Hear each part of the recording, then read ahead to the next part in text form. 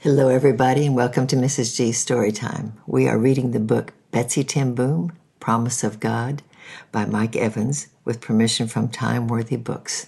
And we are on Chapter 30. News of our help for Benjamin Wald and accounts of the incident at Peter's church spread quickly. 2 weeks after Peter was arrested, a woman appeared at the shop door just after curfew. Corey was in her room, so I went down to answer the door and found Mrs. Kildemaker standing on the sidewalk. She and her husband operated a small dry goods store several blocks away. "May I come in?" she asked, glancing around wearily. I held the door open and gestured for her to enter. "What's wrong?" I asked when she was inside. From the look of her face and the tone of her voice, I knew there was trouble. "The Gestapo came to our store today and closed it. They said it wasn't ours anymore. I didn't know what to do, so I left." "Where's your husband?" "He was arrested the other day, and when they loaded all those people on the Grout Mart, he was one of those they took. He's gone. I don't think I'll ever hear from him or my son." "Your son, where is he?" "He's in hiding." "I'm so sorry. Can you help me?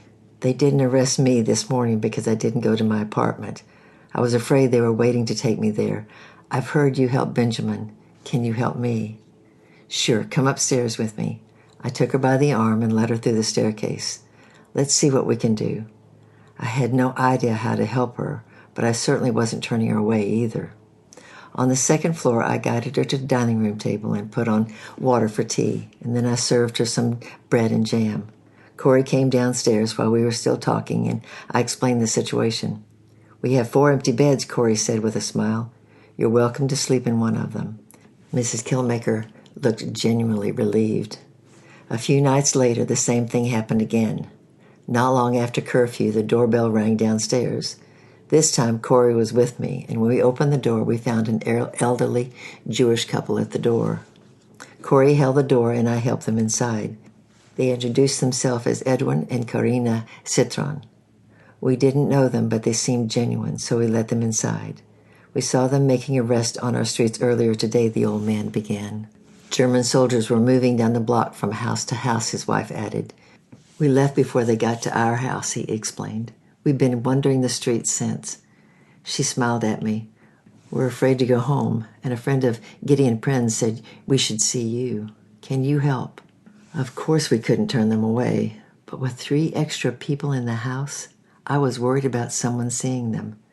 It's not very difficult to hide one person, but 3 is a different matter. Even if there was space enough for everyone to sleep in their own bed, we were feeling crowded. I talked about this with Papa and Corey, and all we could think of was William.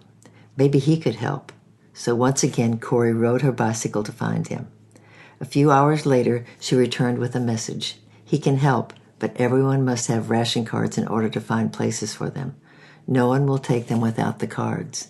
That evening at supper, I asked Mrs. Kildemaker if she had a card, but she did not. Neither did the Citrons.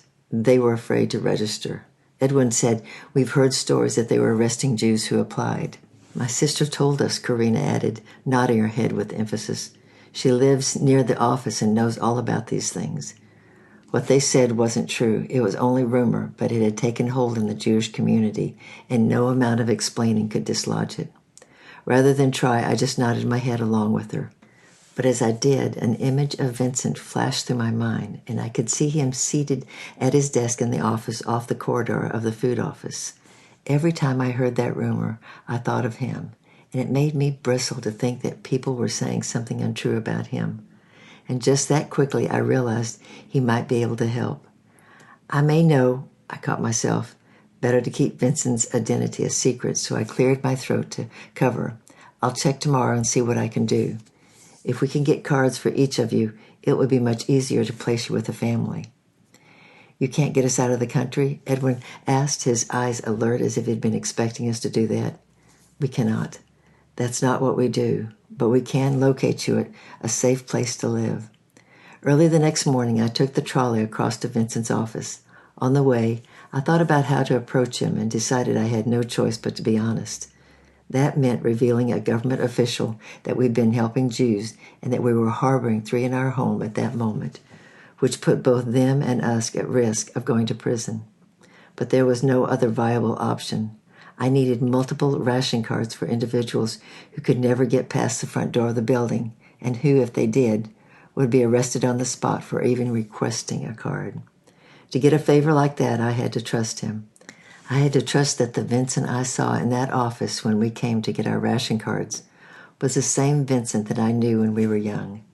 That Vincent, the one I walked home with after school, would never betray me to anyone. If that Vincent was still alive, I was safe. If the Vincent I once knew and loved had died with his appointment to the rationing job, then the Nazis would have succeeded.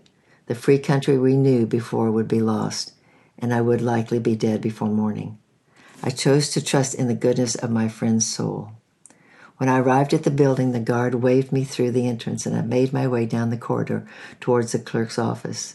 As before, Vincent was seated at his desk in an office just across the corridor. His eyes opened wide when he saw me. "Betsy," he smiled, "what brings you out so early?"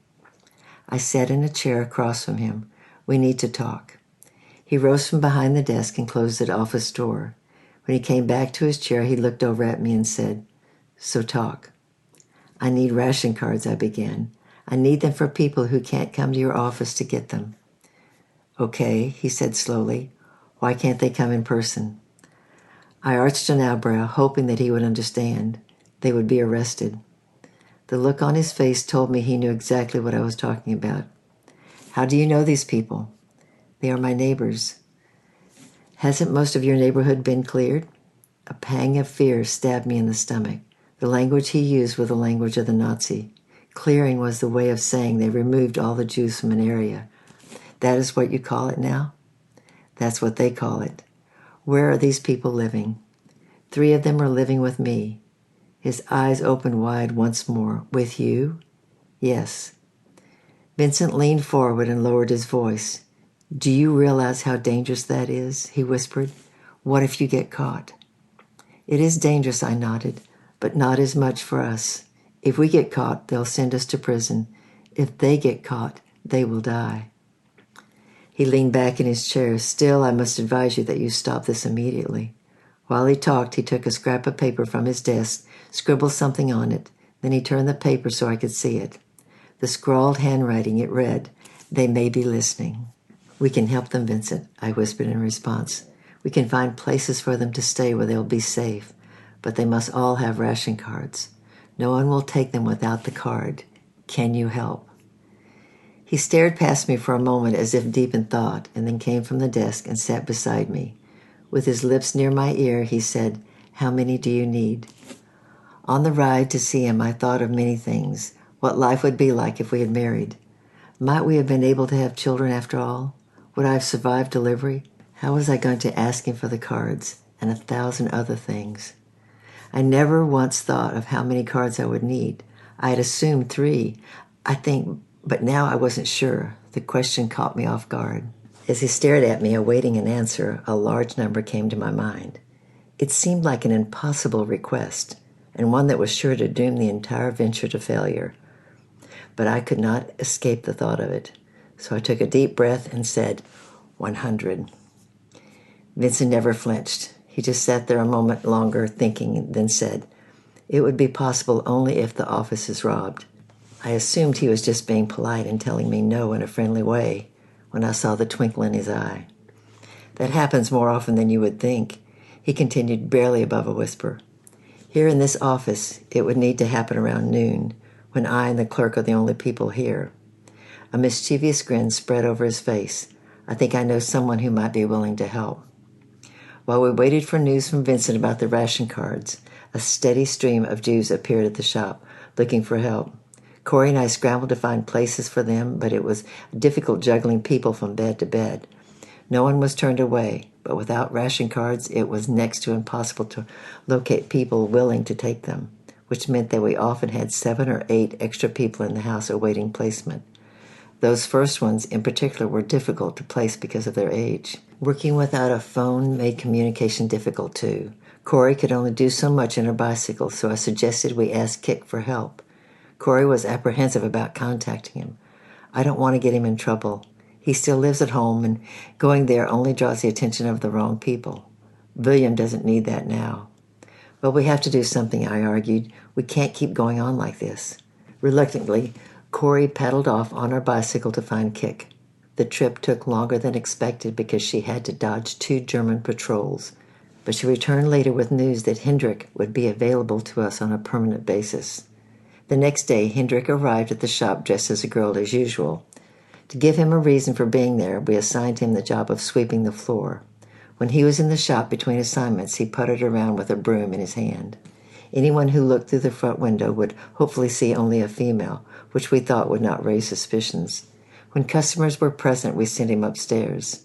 He was convincing as a female from a distance, but up close anyone who paid attention would see that he was a boy. Before long, though, Hendrik was too busy to sweep, and he brought in a friend, Jan Bertledge, to take over the broom. Later that month, Vincent came by the house. His face was bruised around both eyes, and he had a cut on the right side just above his cheek. "What happened?"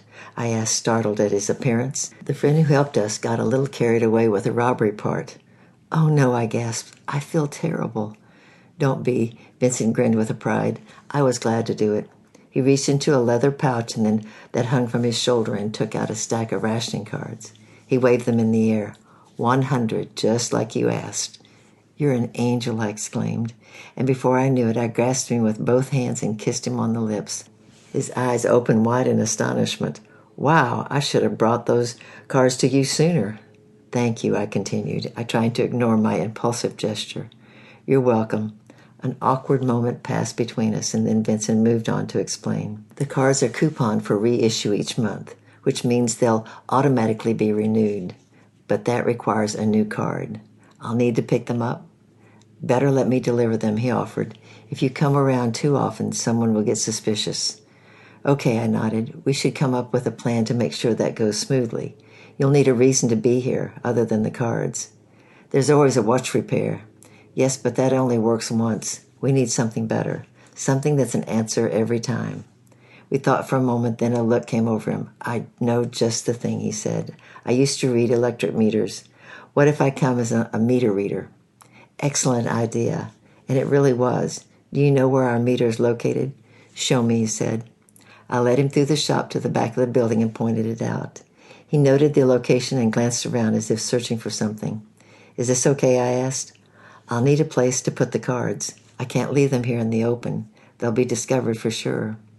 The meter was fastened to the wall near the rear staircase, and as I glanced around, I thought of how we had hidden the radio beneath the steps above the second floor.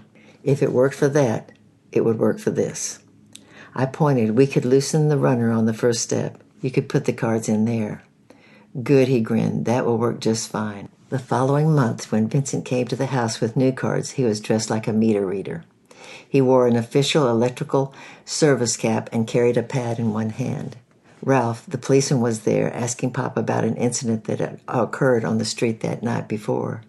I panicked at the thought of them seeing each other, but Vincent never missed a beat. He walked through the house as if he had been there before, checked the meter, and noted the reading. Then he lifted the runner on the bottom step of the staircase and deposited the cards inside the space below. When he was finished, he came back through the shop the same way he entered and left without saying a word, just like the meter reader did each month. Ralph never noticed a thing, and when he was gone, Corey went upstairs and told me all about it. "That was close," I said. "Vincent should have been kept going instead of coming inside when Ralph was there." "Maybe, but he had no other way of knowing who was in the shop.